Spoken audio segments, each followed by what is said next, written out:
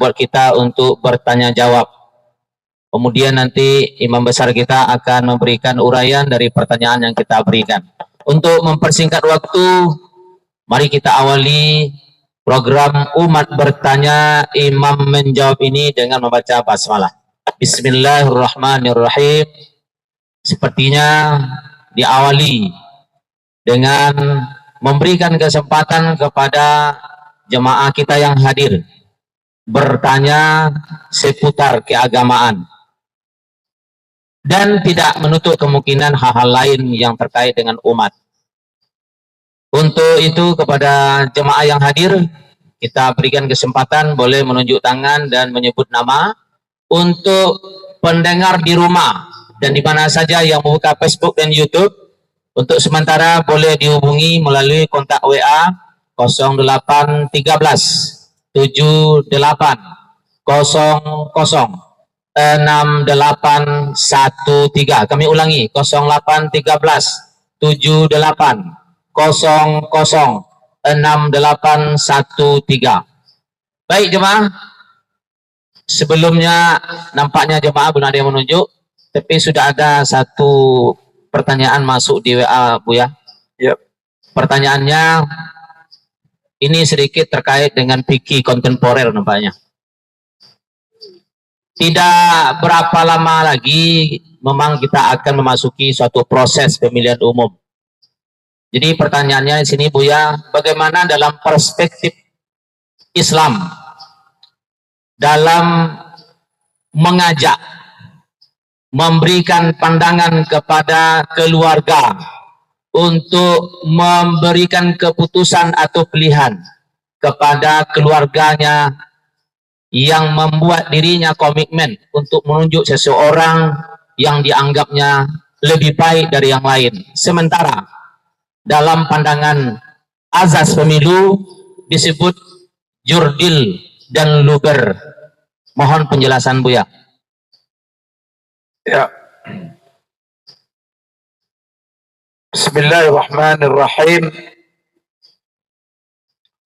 Assalamualaikum warahmatullahi wabarakatuh.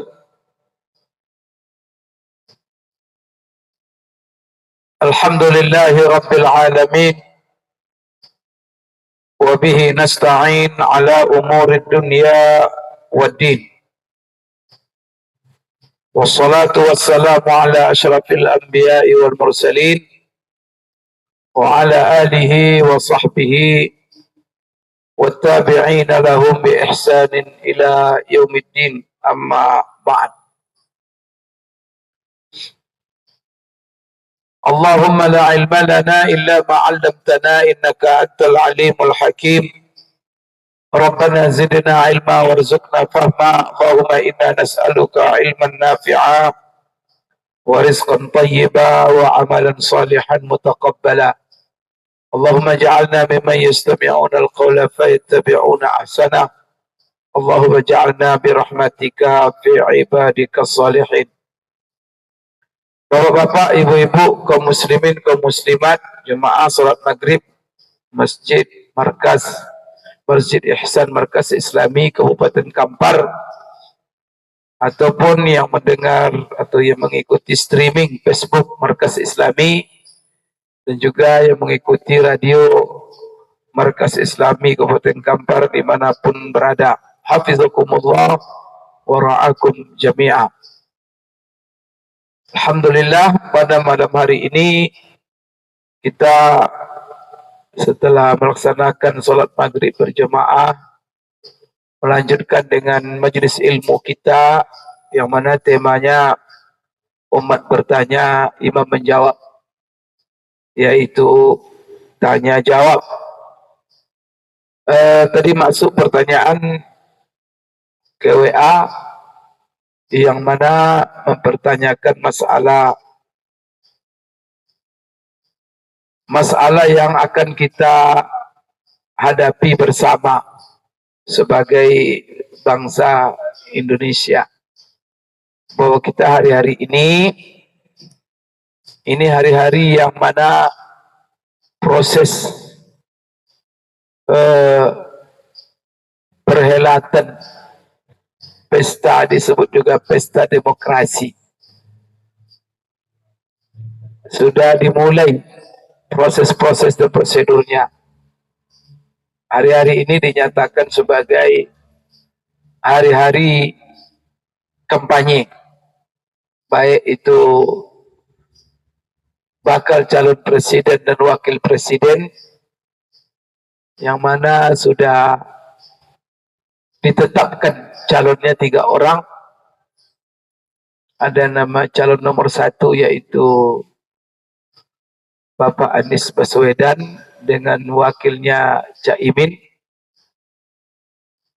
Nomor urut 2 Bapak Prabowo dengan Gibran. Kemudian yang ketiga adalah Bapak Ganjar Pranowo berpasangan dengan Profesor Dr. Mahfud MD. Ini 3 pasangan ya, calon presiden dan wakil presiden kita. Kemudian juga kita akan memilih wakil-wakil kita. Kalau presiden itu adalah kita akan memilih pemimpin kita, tapi pemimpin eksekutif. Ya, kekuasaan eksekutif. Kita juga akan memilih pemimpin ataupun kekuasaan yang bersifat legislatif, yaitu perwakilan-perwakilan kita yang akan duduk mulai tingkat DPRD kota dan kabupaten, tingkat 2, tingkat 1, dan juga pusat DPR RI. Ditambah lagi dengan kita akan memilih juga utusan daerah ke pusat DPD dari DPD. Baik, jadi ada 5 ya yang akan kita pilih. Berarti besok ini akan ada 5 kertas suara yang akan dan sudah ditetapkan pelaksanaannya tanggal 15 Februari 2024. Dia bukan setahun lagi, karena kita sekarang di penghujung di Desember, maka tinggal tidak sampai 2 bulan lagi. Dan sekarang ini adalah proses kampanye, yang mana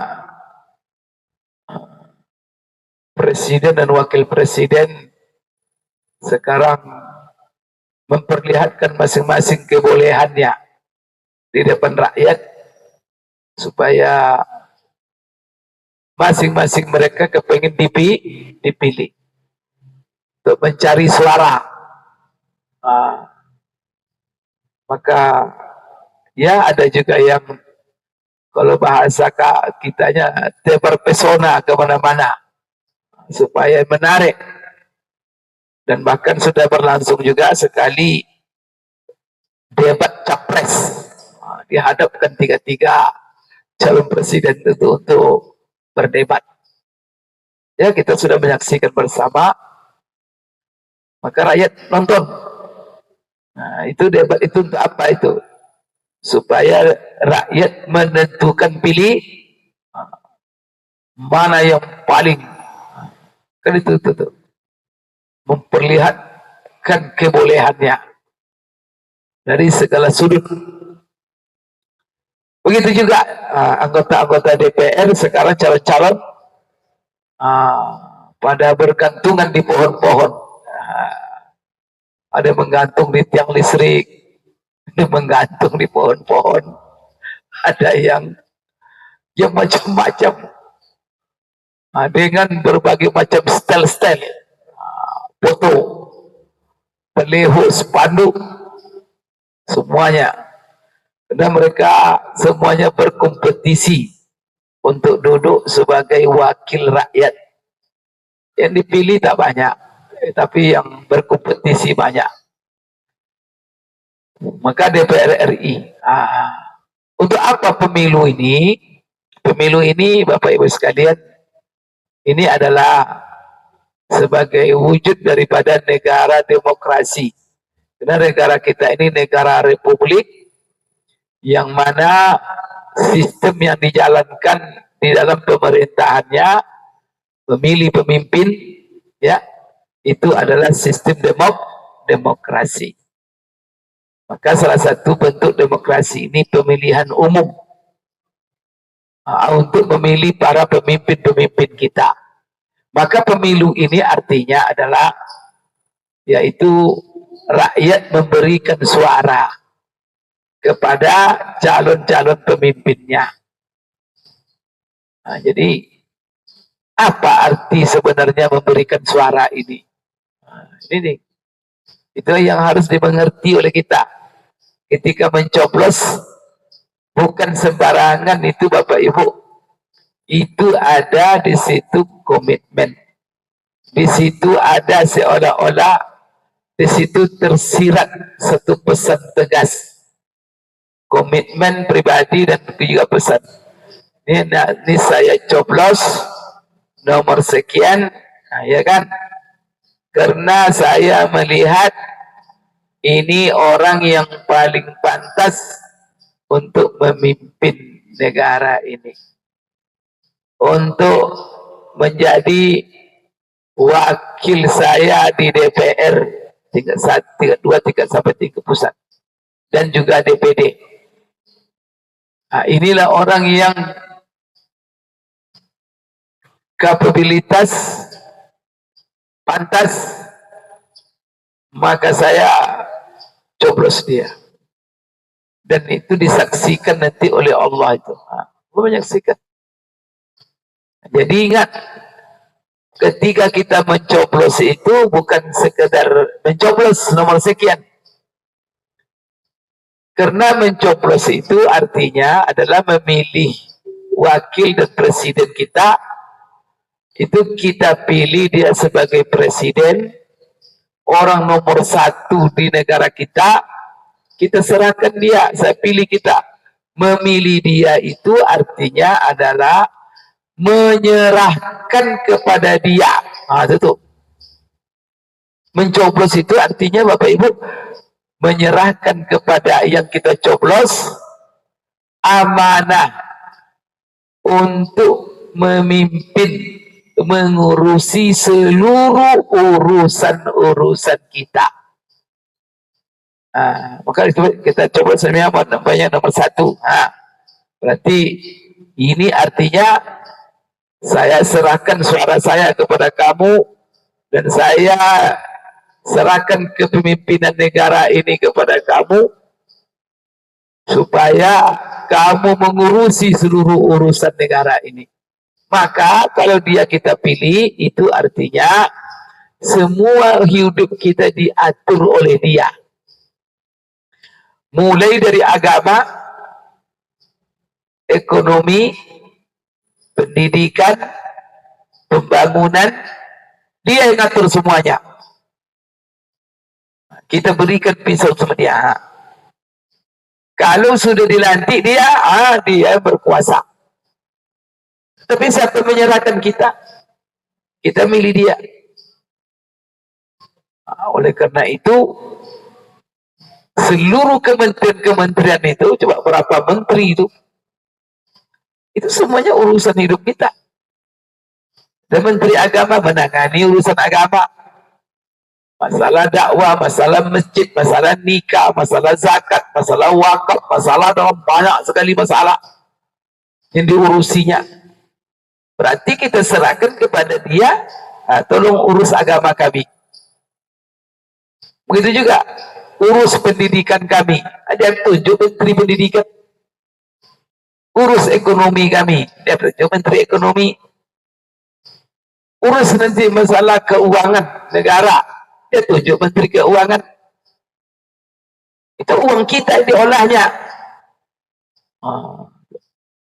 Maka untuk memilih itu butuh sifat-sifat.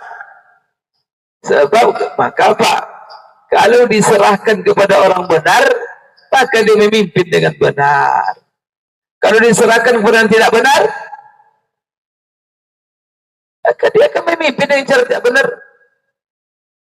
Dan kita semua kepingin supaya dia memimpin itu adil, supaya dia memimpin itu sayang sama rakyat, supaya dia memimpin itu penuh amanah, tanggung jawab. Kemudian dia juga dalam memimpin itu transparan. Dia itu memimpin kalau bisa dia sanggup menderita asal rakyatnya bahagia. Tidak sebaliknya, setelah memimpin dia sendiri kaya, rakyat menderita. Kita serahkan kepemimpinan kepada dia supaya dia bisa memudahkan urusan kita.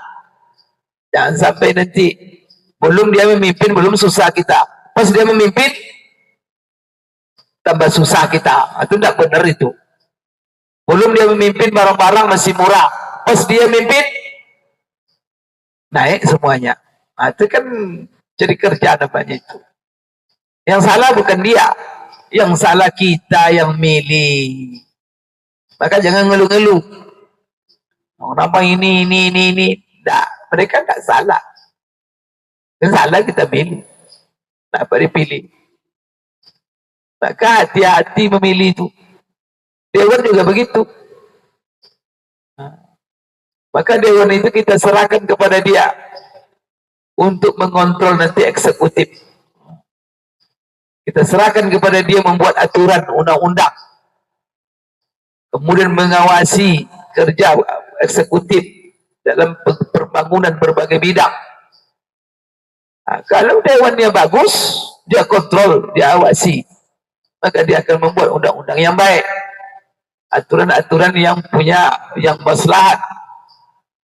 Nah, kemudian dia akan awasi dengan jujur dan penuh tanggung jawab kerja-kerja eksekutif.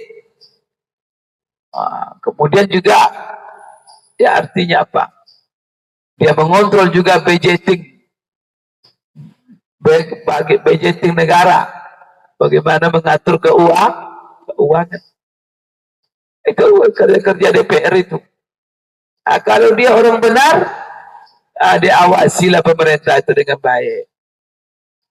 Nah, kalau dia tidak orang benar, tidak berjalanlah pengawasan itu.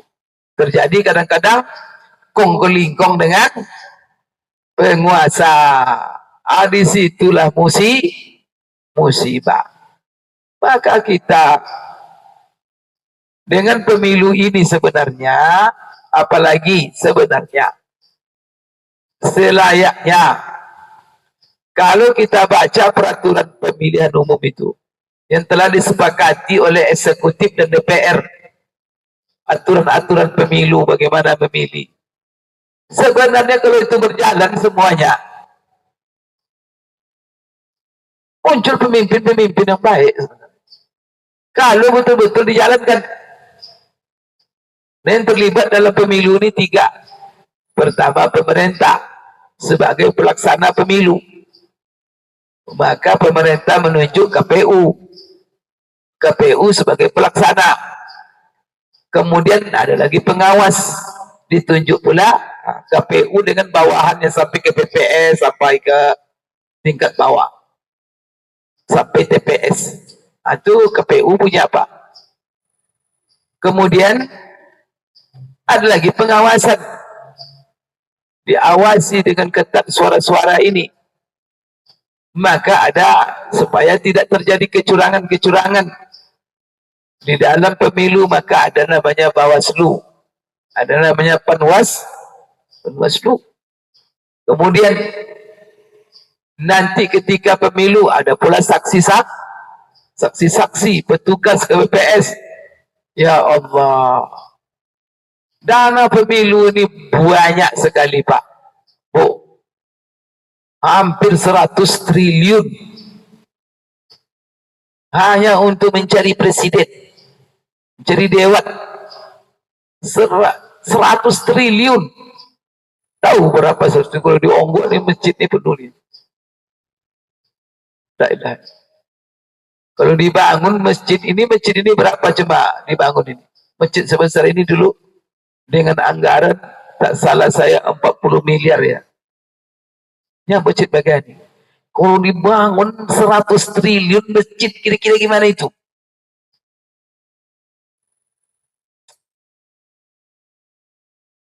Mubazir duit gitu tuh. La ilaha illallah. Duit kita itu kalau disuruh dijadikan bangun jalan Kabupaten Kampar nih, Masya Allah, 100 triliun itu. Awet tuh jalannya Bapak. Bermar-mar jalan semua itu. Dibuang duit soalnya itu tuh, mubazir. Begitu banyak duit habis dengan segala perangkat. Nanti muncul pula pemimpin yang penipu, pembohong, apa, astagfirullahaladzim. Wakil-wakil rakyat yang tidak beres. Memang kita yang salah. Siapa yang salah sebenarnya? Pemilih, rakyat.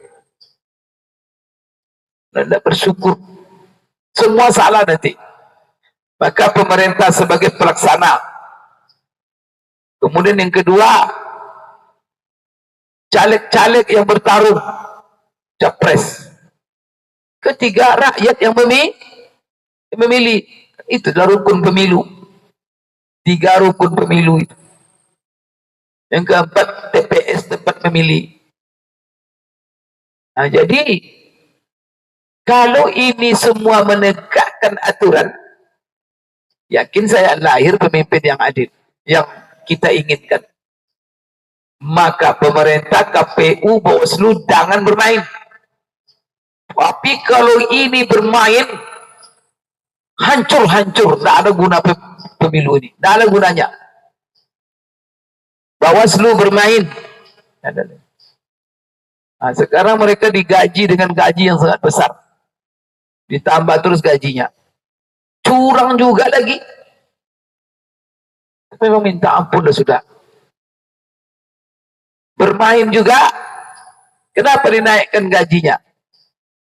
Bukan untuk mendukung seseorang,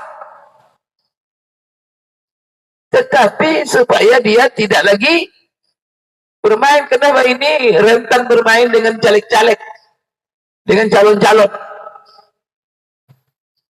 Bisa terus terjadi transaksi besar-besaran ini. Kalau dihitunglah berapa jumlah caleg, kemudian kira-kira berapa setiap orang mengeluarkan duit supaya dia dipilih, mulai dari presiden. Kira-kira berapa duit? Berapa duit yang berserak-serak? La ilaha illallah. Itu belum lagi tadi anggaran tadi 100 triliun. Itu anggaran negara. Itu APBN, Pak. Belum lagi setiap provinsi harus juga menganggarkan. Kabupaten harus juga la ilaha illallah. Kalau dikumpul-kumpul, tak tahu saya. Ngeri. Uang sebanyak itu tuh lahir pemimpin, astagfirullahaladzim. Tak guna duit-duit itu. Karena berjalan tak beres, tak sesuai dengan aturan. Calon-calon kadang-kadang bermain.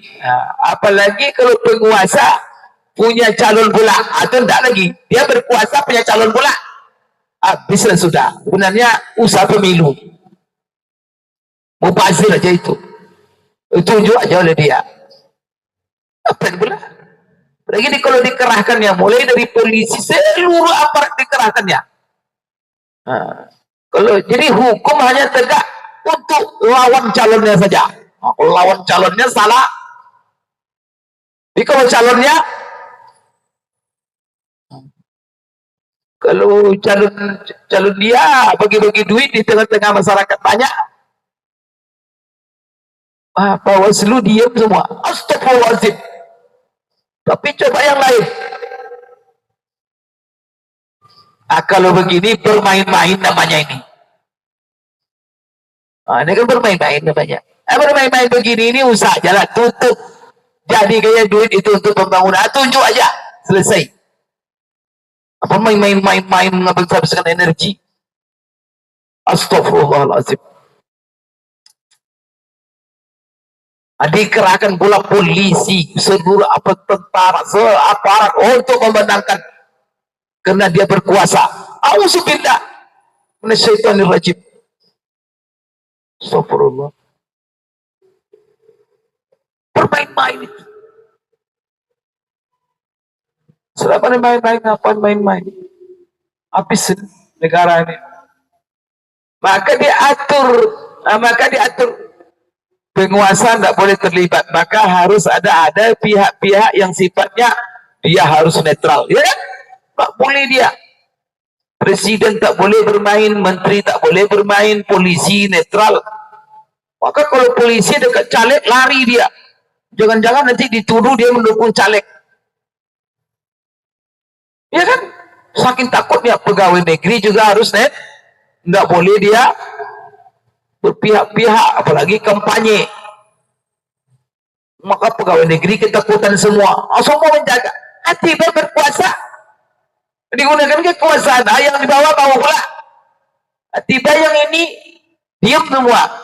Dibiarin. Tiba itu namanya main-main itu. Itu mubazir itu. Kalau menurut saya usaha dilaksanakan ini. Tutup aja semuanya. Lebih baik duit 1 triliun tadi jadikan tebak. Tunjuk aja lah sudah.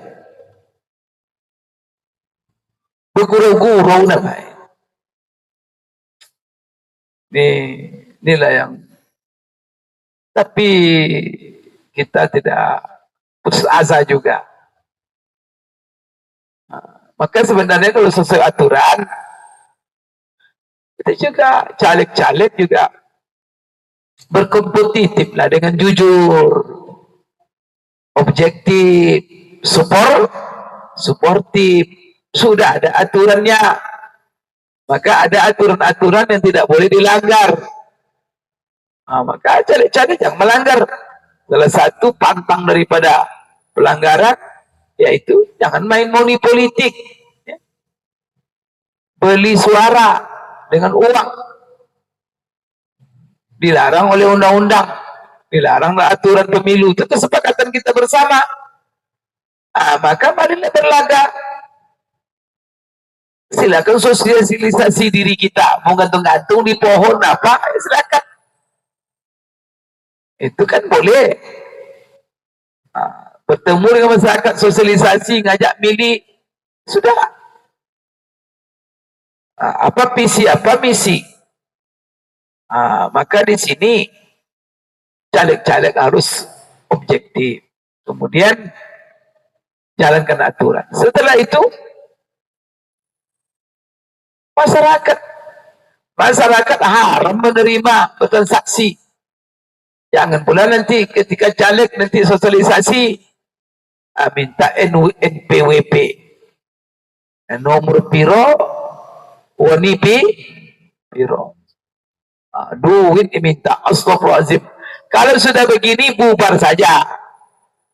Jangan ada pemilu lagi. Itu apa? Kalau itu bermain-main namanya. Tidak akan lahir wakil-wakil rakyat yang kita inginkan. Dan tidak akan muncul pemimpin eksekutif publik yang kita inginkan. Akhirnya ya rakyat ini begini terus. Jadi gimana caranya? Maka manfaatkan aturan ini, kita taati aturan ini karena ini kesepakatan. Al-muslimuna ala syurutihim. Orang-orang Islam itu harus wajib komitmen dia dengan apa yang menjadi kesepakatan. Itu kan aturan kesepakatan itu. Tadi kita jalankan. Kemudian di dalam milih pemimpin, tentu kita. Jangankan orang yang kita serahkan mengatur hidup kita lagi. Masalah mengatur hidup kita semuanya. Bahkan bukan 1-2 orang, negara, kabupaten, provinsi, dan kita saja. Kalau bapak punya warung, punya kedai, itu bapak serahkan kepada seseorang untuk menjaganya, untuk jual beli di dalamnya. Ini saya serahkan kedai ini, kamu jual barang-barang, kamu apa? Kira-kira bapak sembarang orang yang bapak pilih untuk mengurusi urusan bapak? Urusan kita. Orang sembarang orang. Kalau dia terkenal penipu, Bapak tunjuk dia. Hah? Kalau dia umpama disogok-sogoknya orang, mencuri sogok dalam kamu nanti bilang ya, umpamanya harga cuma 50.000, nanti 60.000 katanya. Tapi kamu bilang nanti gitu. Jadi nipu aja kerjanya, mark up macam-macam. Bapak tunjuk dia. Hari itu buat tendang dia. Itu urusan pribadi, urusan warung. Ini adalah urusan semua urusan yang diurus untuk hidup kita. Sembarang kita. Astagfirullahaladzim. Mau kita disogok-sogok. Sekarang gini, Bapak punya warung. Ada orang yang pengen apa? Bekerja di warung Bapak. Pak, biar saya yang menjaga warung Bapak ini. Tapi dia penipu. Dia orang tak beres. Orang bajingan pula dia. Tapi disogoknya Bapak. Nih Pak, duit. Disogoknya Bapak supaya dia bisa jadi pegawai Bapak. Mau Pak? Mau Pak? Tapi setelah itu dicuri ya semua. Isi kedai Bapak itu. Disogoknya Bapak dulu 100.000. Disogoknya cuma. Nih Pak 100.000. Setelah itu kedai Bapak. Astagfirullah. Itu contoh sederhana. Begitu dulu itu. Sogoknya 50.000, setelah itu duit Bapak.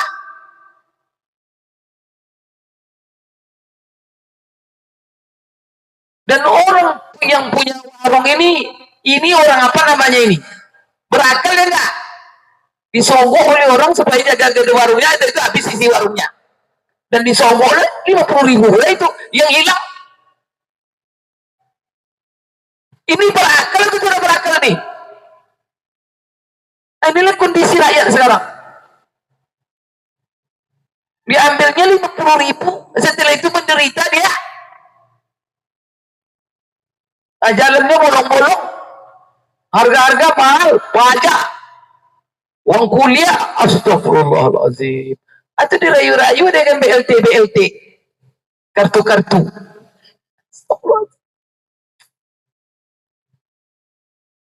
Bapak Ibu sekalian, pakai otak sedikit, pakai akal waras. Itulah sebabnya sogok menyogok itu dalam undang-undang dilarang, haram hukumnya. Kalau ada caleg-caleg yang bayar-bayar itu dapat oleh Bawaslu itu tangkap, batal calegnya, cancel.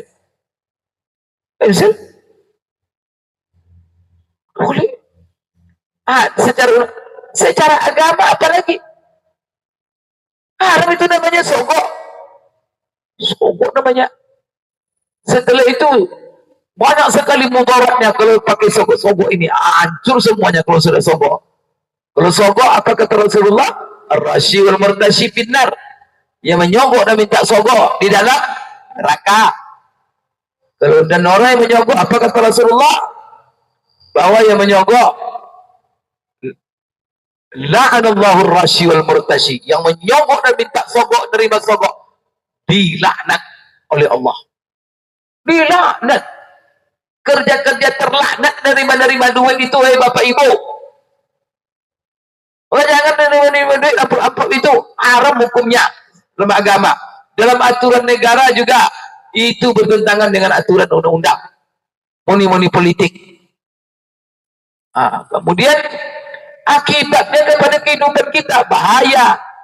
Maka terpilihlah pemimpin dan wakil rakyat kadang-kadang yang tidak pantas. Jadi yang terpilih yang bayar duit, kadang-kadang yang bayar duit ini bisa saja bajingan. Dialah yang menjaga Bapak. Kira-kira kedai Bapak habis tak? Setelah itu melongo lagi. Salah siapa? Mau disogok tadi astagfirullahaladzim. Jaga warung kita disogok pula mau. Nakal itu. atau menderita. Oleh karena itu haram hukumnya. Setelah itu marah Allah kalau sudah kita begini. Kenapa? Kalau rakyat menerima uang sogo, amplop, Pak, kita tidak punya kasih sayang lagi hidup kita. Maka kita ini sudah hidup zolim menzolimi kepada semua rakyat masyarakat Kota Kampar khususnya yang mendengar ceramah saya ini. Tolong kalau ada yang ngasih duit caleg itu coba tanya. Dari mana duitnya? Duit yang dibagi-bagi itu dari mana? Pak, bukan sedikit. Jangan Bapak Ibu lihat dia ngasih 100.000 sama Bapak, 50.000 Bapak. Yang dikasih bukan Bapak saja. Untuk tingkat kabupaten dia butuh 6.000 suara. Coba kalau 100.000 dikasih 6.000 orang, berapa duitnya? 6 miliar, Pak. Kemana dia cari itu? Kalau dia ke provinsi cari suara 25.000 suara, dibayar 100.000, itu berapa itu?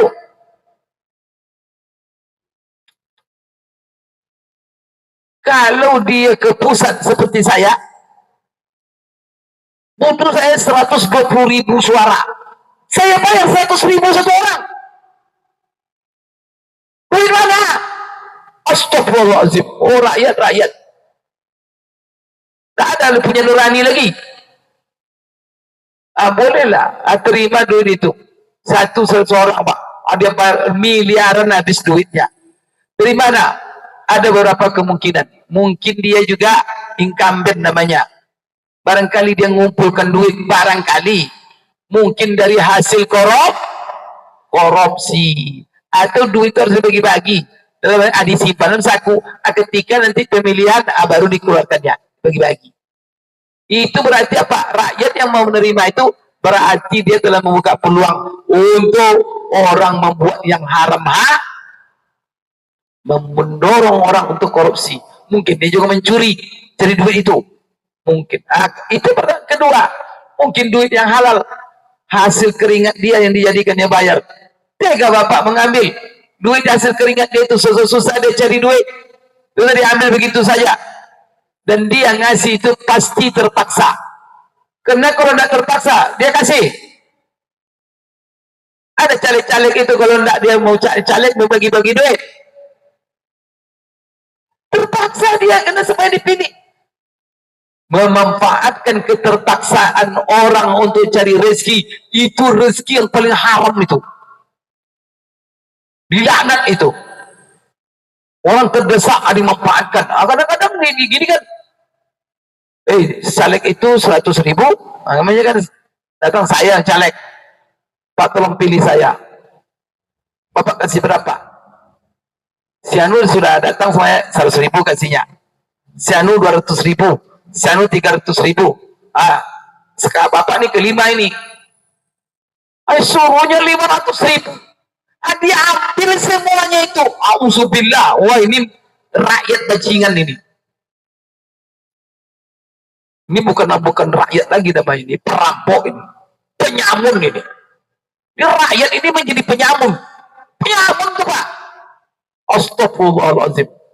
Ini mohon maaf nih kasar saya ini. Ini rakyat yang seperti ini ya rakyat lah. Astagfirullahaladzim. Hancur hidup dibuat. Nggak sayang sama caleg-caleg itu. Caleg itu kan kalau terpilih dia kerja berat nanti untuk memikirkan masalah rakyat ya lah. Sudah Bapak azab pula dia dengan duit lagi. Astagfirullah. Memang terlalu saudara rakyat itu. Tidak ada rasa kasihan. Coba sekarang. Itu kalau duitnya halal. Habis kering. Kadang-kadang dia berutang-utang. Ya Allah. Berutang di bank, berutang apa. Setelah Pak, semua menjanjikan itu. Pak, suara saya sekian. Dia yakinkan sekian. Duit. Setelah dilihat, ketika pemilihan umum dapat 2 suara coba. Ada Pak, caleg. Satu kampung itu apapun minta oleh kampung itu dikasihnya. Bahkan terakhir, bapak-bapak ibu di kampung ini minta apa? Tolong bangunkan kami rumah ibadah. Dibangunkan pula rumah ibadah. Habislah duit dia itu untuk satu desa itu 900 juta. Dengan harapan semua desa itu milih dia. Apa yang terjadi? Setelah pemilu, dapat dia cuma 2 suara.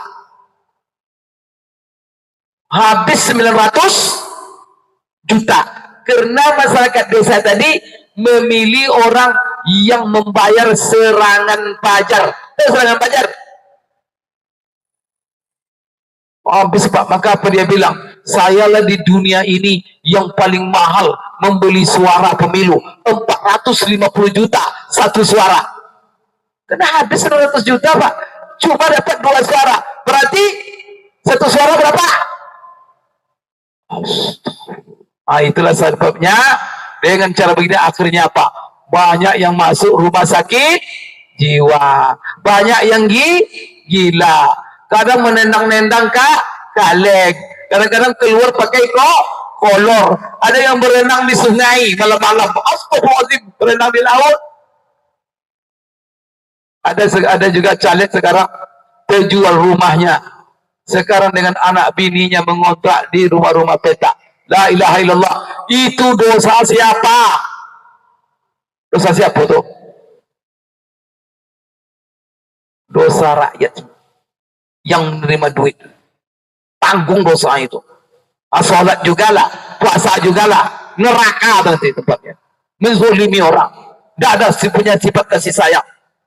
Caleg-caleg itu sudah, ya Allah. Maka mari kita hindari money politik. Ini kampar Serambi Mekah. Saya sebagai ketua MUI, ketua ini masjid ini ya. Dari sini saya menghimbau kepada seluruh, tolong caleg, kemudian juga rakyat, tolong jangan money politik. Jaga kita ini di Serambi Mekah. Malu kita kepada Allah. Malu kita kepada orang. Maka haram menerima itu. Kalau ada yang ngasih-ngasih, jangan diterima. Tak boleh. Bilang aja sama caleg-caleg itu, kami pandai memilih. Tak perlu pakai duit. Kami sudah punya kriteria. Ini pertama yang baik. Bagaimana tahu kita baik? Track recordnya. Jangan ketika dia datang, jangan ketika dia menggantung-gantung kayak ustaz. Tahu track recordnya. Siapa dia? Ketahui dia dulu. Ini orang suka nipu nih atau orang baik? Dia ini orang apa?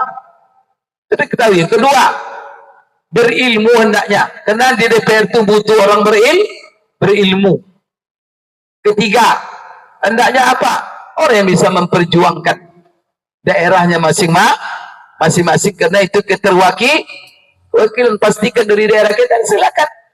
Maka itulah yang harus jadi orang baik. Jangan pakai standar-standar uang. Maka lihat orang baik dia. Kalau kita orang Islam tentu yang seagama dengan kita. Kemudian bagaimana pengamalan tiga agamanya? Itu jadi standar. Kemudian itu berilmu. Kalau sudah itu apa? Jangan boleh bayar. Masing-masing kalau bisa apa? Tidak ada masalah. Umpamanya apa? Ya, masyarakat toko-toko. Kalau kita tidak tahu siapa caleg, tanya toko masyarakat. Ada juga sahabat toko masyarakat. Kalau rembuk mereka. Ini caleg-caleg ini dipelajarinya. Maka apa? Ini caleg ini adalah ini yang memenuhi kriteria apa? Kemudian dieksposnya kepada masyarakat bersama. Ini yang terbaik, ini yang terbaik, ini terbaik. Maka silakan. Tidak ada masalah. Itu membantu saling tolong. Maka dalam ayat wa ta'awanu 'alal birri wat taqwa wa la ta'awanu 'alal ismi wal 'udwan. Kita sosialisasikan yang baik-baik itu supaya lahir nanti baik. Karena masyarakat tidak tahu. Masyarakat kalau tidak tahu jangan sembarang pilih. Tetapi tanya, fas'alu ahla dzikri in kuntum la ta'lamun. Tanya yang tahu kalau kamu tidak mengetahui. Itu yang saya sampaikan. Mudah-mudahan pemilu ini berjalan dengan damai. Pertama berjalan dengan amat damai, berjalan dengan tertib, kemudian berjalan dengan sejuk, dan tidak ada terjadi apa-apa, dan sukses pemilu ini terlaksana. Kemudian mari kita saling menjaga, jangan terjadi konflik. Kemudian kita jaga bersama bagaimana supaya pemilu ini berjalan dengan jujur dan adil. Tegakkan seluruh rakyat mengawasi pemilu ini. Jangan sampai ada yang curang, jangan sampai ada yang menyimpang.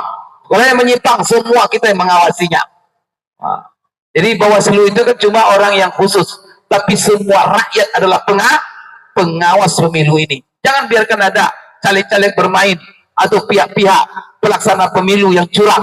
Kalau itu terjadi nanti akhirnya Pak Mubazir nanti seluruh kerja berat ini Bapak Ibu yang menghabiskan biaya besar dan energi yang kadang-kadang banyak pula nyawa yang melayang. Ujung-ujungnya muncul yang pemimpin yang tidak baik. La ilaha illallah. Mudah-mudahan Bapak Ibu ya kita doakan dan kita mari kerjasama ya. Wa ta'awanu 'alal birri wat taqwa wa la ta'awanu 'alal ismi wal 'udwan. Kenapa saya sampaikan?